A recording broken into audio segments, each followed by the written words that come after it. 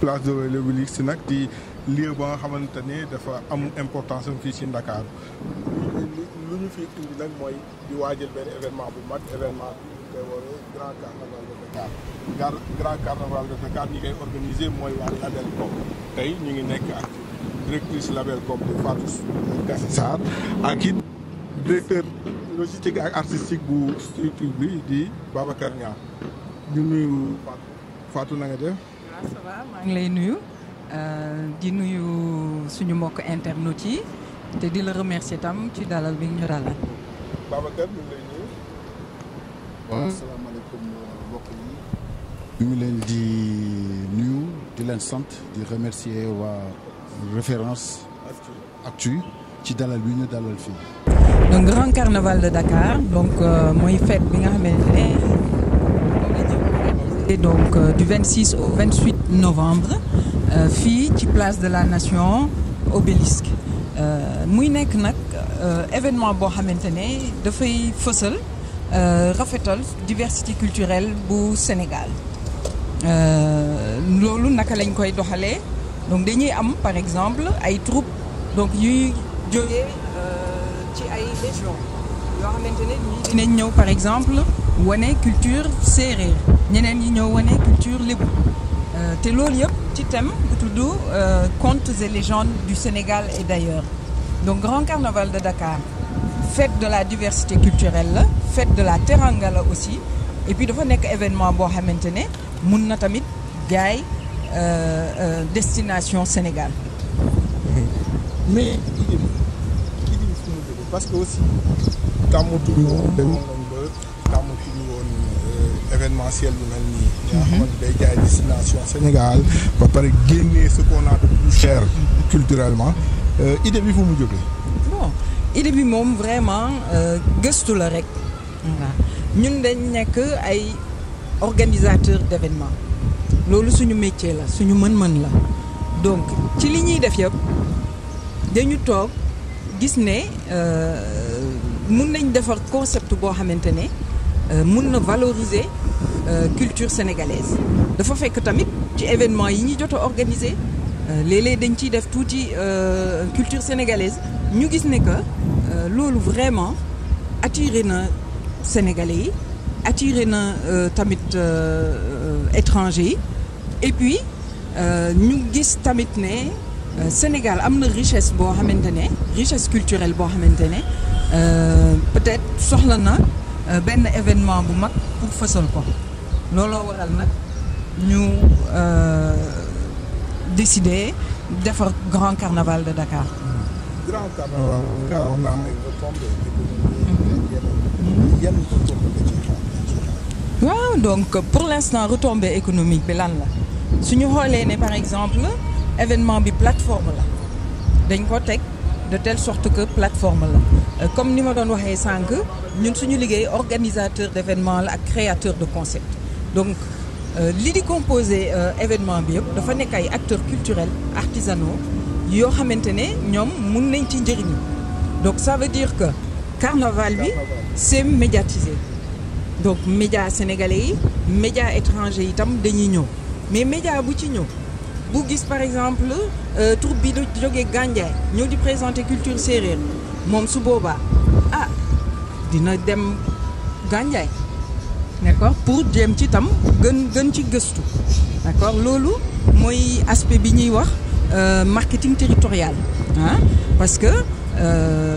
tamit culture dafa bokk ci li nga xamante ne day jaay dëkk attirer leneen sax lu économique donc loolu mooy tam artisans yi mun nañ exposer mun nañ jaay mun nañ tam wane seen mën-mënu artisan Sénégal donc mu nekk tam aspect formation aspect formation bi mooy lan par exemple ñun dañu associé wu aussi ak ay école bu mel ni BEM par exemple boo xamante ne dañuy am ay étudiants yuy ñëw ci li ñuy jàng ñu ñëw appliquer ko ci événement bi ndax événement bu rëy la am na tam Babacar mi moom dafay former dafa bokk ci formateurs yi nekk ci suñu partenaire Maison des Cultures Urbaines donc foofu tamit am na ay élèves yoo xamante ne dinañ ñëw liggéey ci carnaval bi di appliquer tam li ñu jàng donc vraiment aspect économique bi dafa vaste daal c'est-à-dire képp kuy acteur culturel artisanal ku ci mën a participer am nga ay yeneen opportunités yu ñëw boole ci nag destination Sénégal bi dans son ensemble mun na ci njëriñ. destination Sénégal xam naa dañu ñëw ci édition bi tey ren bi. deuxième édition bu fàttali ko dañu ñëw ci Babacar deuxième édition yow yaa yore lépp lu logistique et ci directeur artistique. lan lañ ci war a xaar lu yees wala la nga xamante ni dina participer gën a ñoŋal suñu culture. waaw carnaval bi li si nit mën a gis dina bëri trop parce que damay revenir tuuti ci ginnaaw parce que lu tax ñu wax carnaval parce que très souvent Sénégal aussi dañuy ci festival mais festival yi ñun dañuy créer carnaval pour compléter festival parce que c'est un événement boo xam ne c'est très très très complet et dafay dajale ay corps de métier yu bëree donc artistiquement bu nit yi ñëwee bu jour boobaa dinañ gis ni place bi ci boppam dafay jël beneen façon parce que dañ koy diviser en 3 parties mais partie bu ci nekk ak lu muy jël ak partie bu ci nekk ak lu muy apporter ak boo xoolee ba ci biir partie bu ci nekk techniquement métier bu ci mën a aussi toujours nit ñi fi ñëw sooy dem surtout jeunesse bi booy dem am na loo xam ne da nga ko war a yóbbaale pour ñu yell ci culturellement ak ci côté formation wala métier alors ce qui s'agit bu ñuy wax ci waxu parade bi ñun dañ koy def par tableau maanaam bu ci nekk boo ñëw li ngay représenté nu mu gën a rafetee lañ koy tegee mais du dox rek noonu pour parader comme d'habitude mais dafa ànd ak ay mise en scène. ok voilà ok loolu la mais aussi mu nekk la nga xamante ne carnaval mu jëlee si bokk na si gën a jaay Rio de Janeiro bokk na si seen carnaval boobu donc mu nekk initiative boo xam ne dañ koy rafet mais carnaval hormis parade comment ça va se parce que on va être sur 3 jours le 26 le 27 28 vendredi bi le 26 mooy ouverture bi mooy premier journée bi et puis mooy ouverture officielle bi donc c'est-à-dire expo yi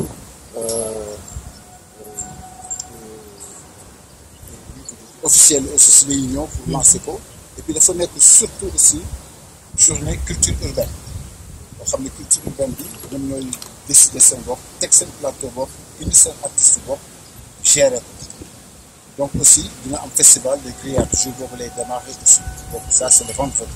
samedi bi c'est la même chose qui revient sauf que ci la en partie compte yi ci lay am parce que fii ñu nekk nii à droite bi côté bële mooy espace compte dañ koy teg pour xam ne loolu ñoo nekkee fi nga nekk ci benn salle donc il y a ça et aussi le soir dafay am la parade waaw parade bi samedi bi ce soir ci ngoon bi lay nekk et après parade bi aussi day amaat concert le dimanche ci la moom bés boobu lañ jagleel añ mooy ceebu jën parce que ceebu jën aussi dafa nekk loo xam ne dafa am ñu koy xëccoo yu bëri te ñun Sénégal wax ceebu jën ak Sénégal donc dañuy sottaali tuuti pour que affaire bi egg fu mu war a egg te ñu koy laaj dafa mais ci biir ceebu jën boobu aussi dafay am ce qu'on appelle benn après ceebu jën bi ñu di dalloo toujours continuer projection yi day continuer mais dafay am sabar bu mag ci place bi ci digg place bi loo xam ne je pense que c'est naturel sabar waaw sabar bu mag daal dina fi am donc affaire bi mooy maanaam dañuy topp tradition bi teg ko lu ci nekk ñu jox ko ci wax ok gis nañ ci sa programmation gis nañ la modernité gis nañ aussi li nga xamante ni ñoo ko moom dëgg tradition mais dañuy ñëw ci thème bi mooy contes et légendes du Sénégal donc pourquoi ce choix mooy li ma doon wax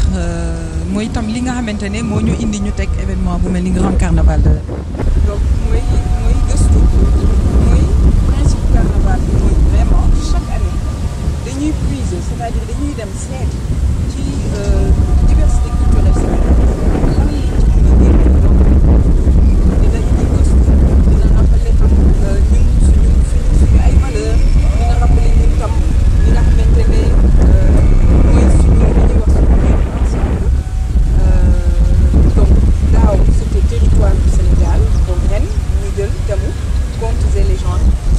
d'ailleurs donc ça veut dire que ay lépp la mais ça veut dire aussi am na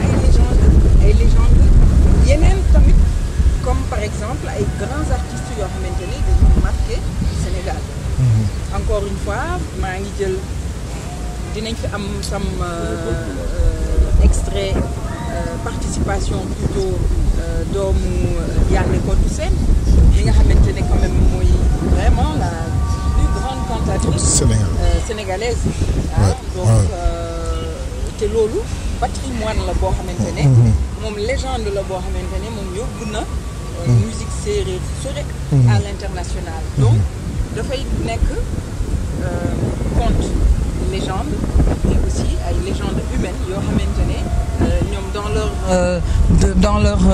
dans leur seen mën-mën indi nañ lu bëri pour Sénégal.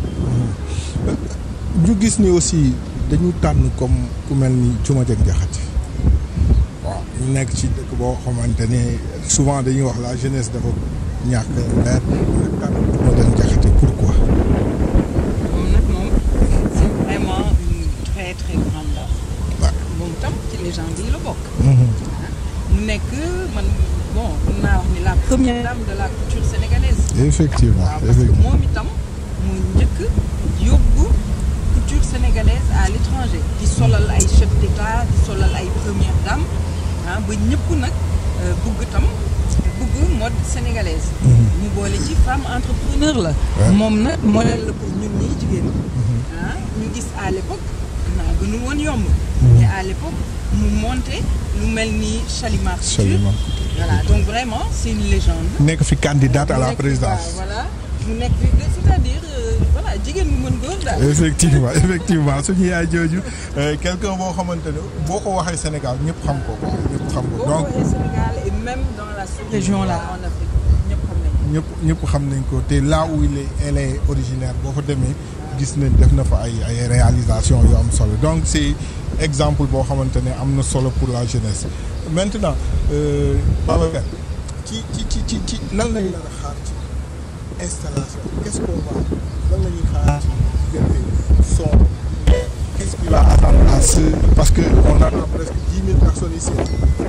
lan 10 000 ah minimum 10 000 personnes ñooñu bu fi ñëwee lan lañ fi nar a fekk. xam nga comme loo xam ne surprise la nar a doon suñ ko waxee day xaw a yàq affaire waaw mais je préfère que daal ce qui est sûr et certain bu nit yi nañu am curiosité ñëw parce que de toutes les façons ni bu ñu ñëwee dinañu gis dinañu dégg mais surtout au niveau parade bi bëgg na ci apporter loo xam ne généralement duñ koy faral di gis ci carnaval yu bëri parce que ñun suñu carnaval la on est suñu carnavalu Sénégal la carnavalu cosaan la on n'a rien à voir ak Brésil ku nekk ak sa yëf mais ñun en tout cas suñu yëf moom dañ ko def ni mu gën a baaxee et puis comme ni ko Fatou waxee toujours dañuy puiser fu mu gën a profondé pour indi ko teg ko voilà. ñu gis ni aussi ci carnaval bi ñu ngi ci xaar daje familial loolu tamit suñu valeur la foo xam ne papa yaay doom dañ fay daje loolu aussi c'est quelque chose boo xamante ni ça manquait yooyu lu tax loolu quoi. parce que Dakar dafa nekk capitale Sénégal nag dëkk bu mag la Sénégal am na li ñuy wax teranga. Sénégal am nañ aussi melukaan bi ñu mel en famille. boo xamante ne offrir benn fête boo xamante ne dafay indiwaat li ñuy wax ay réjouissance populaire ay fête de rue ñëpp mu ci boor daje vraiment ci kontaan daal ci mbégte papa doom ak yaay ñëpp ñu ànd ñëw seeti spectacle font yi bu ñu fa jaaree ñu taxaw jënd ay grillades du Sénégal beneen jour bi xale yi peut-être ñu ñëw def ci concert culture urbaine bi après ñu àndaat ñoom en famille ñëw seetaan parade boo xamante ne ñoom dinañ ci jële tam ay jàngat bu bëri et puis ñu dolli ci tam tey gis nañ ne que dans le monde réseaux sociaux yeeg téléphones yi vraiment jeunes yi dañuy nekk sëgg ci seen téléphones yi rek donc loolu tam te day couper ay liens daal donc lii tam day créer moment boo xamante ne famille yi dinañ mën a génn booloo ànd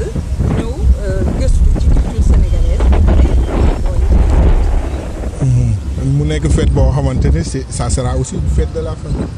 Oui, absolument. mais ñi ngi xam naa ñi ngi jeexal ñu ngi ci deuxième édition bi sa perspective pour le grand carnaval c'est quoi? Perspective bi nag donc à long terme. bëgg nañ ci dugal aspect technique nag à chaque année. chaque année dañuy monter xam nga organiser bi yomb. effectivement. mais ñun xam nañ bu baax fi ñu bëgg dem bëgg nañ ko yóbbu ba Sénégal période carnaval bi monde entier fii lay daje. fii lay daje pour gis culture fii lay daje tamit parce que dina am aspect technique boo xamante ne dinañ ko def li ñuy wax monter en compétence. boo xamante ne spectacle bu mag lay doon. effectivement mooy te loolu bu ñu koy def it ça veut dire que dinañ former jeunesse bu bëri ak ay partenaires. sur par exemple la fabrication de chars. d'accord mun na nekk tam sur la fabrication de grands nu tuddati de grandes marionnettes yu rëy yooyu. d'accord donc am na foo xamante ne daal bëgg nañ ko fa yóbbu mën nañu wax lépp nag léegi. mais jàpp leen ne rek ambition bi te loolu dinañ ko atteindre mooy ne que d'ici peut-être une ou deux éditions monde entier bi dina joxe rendez-vous fii Sénégal seet si suñu culture ak suñu cosaan. ok wane suñu culture ak suñu cosaan monde entier ñoo fekk si ñu Babacar ce dernier mot. waaw mais ñun ñu ngi woo famille yi rek parents yi jël commencé jël habitude di génne seen doom yi parce que xale yi seen bopp dañu réer mais quelque part parce que gisuñu dara fu ñu leen di yóbbu aussi donc carnaval bi mën nañ nekk occasion boo xam ne xale yi dañuy génn surtout xale yi dañuy ñëw toog ñu leen di léebal di leen raconter ay histoire yu xamul woon ak yeneen quoi c'est surtout ça voilà. merci beaucoup Fatou c'est le dernier mot. ñu ngi woo famille yi ñu ngi woo sénégalais yi ñu ngi woo daal. voilà woo àdduna bi yëpp. àdduna bi yëpp. ñu ngi woo tam vraiment parce que place bi événement bi fi mu am mooy fi ñu nekk nii muy place de l'Obélisque place de la Nation. ñu ngi Gueule Tapée Fass. Colobane boole ci nag Médina. donc vraiment ñu ngi woo habitants quartier bi environnant bi yëpp ñu ñëw ndax fête bi tam seen fête la.